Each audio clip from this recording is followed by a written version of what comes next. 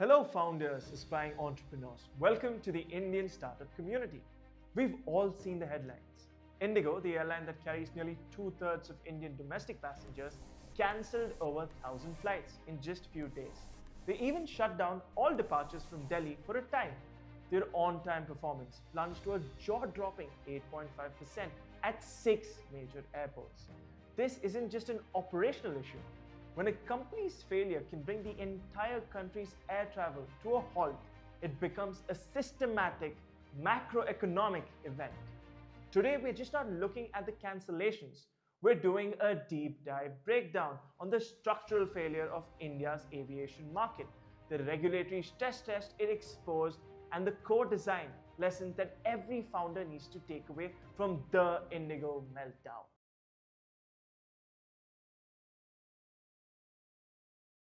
Let's start with an immediate trigger.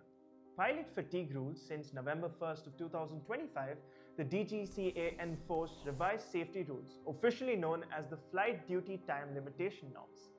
The big changes: weekly pilots rest moved from 36 hours to 48 hours, and there are new restrictions on night landings. Crucially, these rules were announced 2 years ago. It wasn't a surprise. Indigo, which runs over 2,700 flights daily, had built its ultra-efficient model on very high utilization and tight rostering. Their design was perfect for the old rules. When the new tighter rules kicked in, they didn't have the necessary pilot headcount or the scheduled buffer. Indigo tried to preserve volume without proportionate buffers, and the system broke. The lesson for every founder here is resilience engineering. Your operational efficiency is fragile if it relies on pushing a key resource to the absolute maximum. Let me explain in a very simple way. Imagine your startup's operation is a delivery truck. To maximize profit, you want to load the truck with as much cargo as possible, right up to the maximum capacity.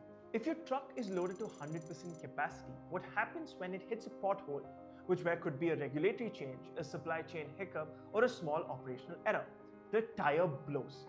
The axle breaks and the truck stops entirely. You achieve maximum efficiency for one trip, but you risk a catastrophic failure for the whole business. So you make a smart decision.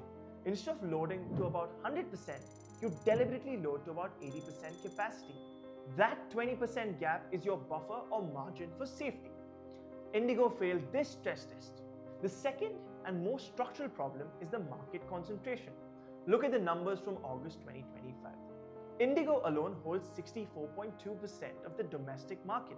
Add in Air India Group, and two ownership groups control nearly 90% of the Indian domestic traffic. When a market is this concentrated, the efficient and the high growth, any operational error by the largest player immediately turns it into a customer exploitation by the entire market.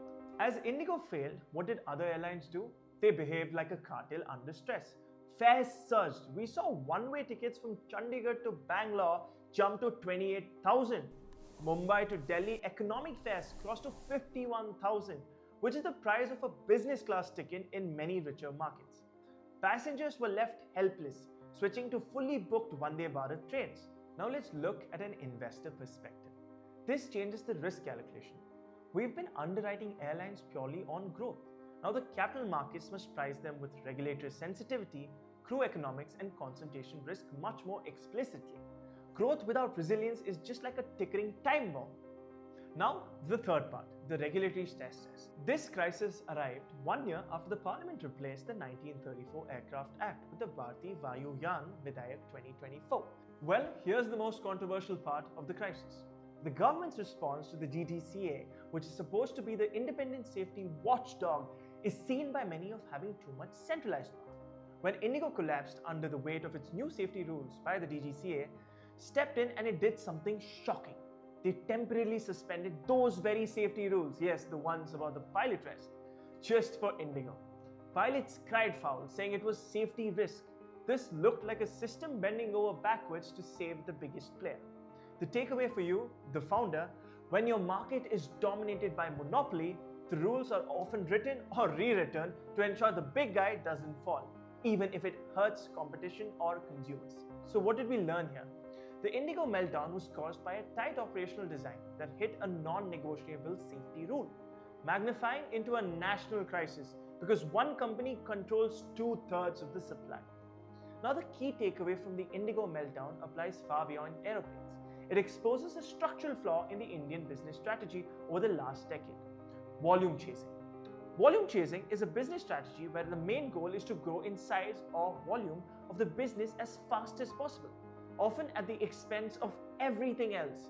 Volume chasing is a high-risk, high-reward strategy focused on growth, often ignoring the need of stability. It's about how much you can do and not how safely or sustainably you can do it. For years, the mandate in the concentrated Indian sectors from aviation to e-commerce and fintech has been simple: grow fast, capture the market share, and worry about the details later. The next decade will see a crucial shift: a pivot from volume chasing to resilience engineering. This means consciously moving away from optimizing 100% theoretical efficiency and instead optimizing for 100% operational survivability. For founders, this means stop chasing the 100% utilization of critical resources. Deliberately build a buffer, a margin of safety into your crew, inventory, or logistics. Your operational design now must be measured not by how fast you can grow, but how systematic risk you can absorb without collapsing. The companies that survive and truly succeed in the next decade will be the ones that treat resilience as seriously as they treat growth. Indigo has given the Indian startup ecosystem a harsh, expensive lesson that this pivot is no longer optional. What do you think? Should the DGCA have relaxed the rules, or should the airlines be penalized for the fare surges? Let me know your thoughts in the comments below. If you found this video helpful, why don't you hit like, press subscribe, and share it with your friends, and fly with the Indian startup community.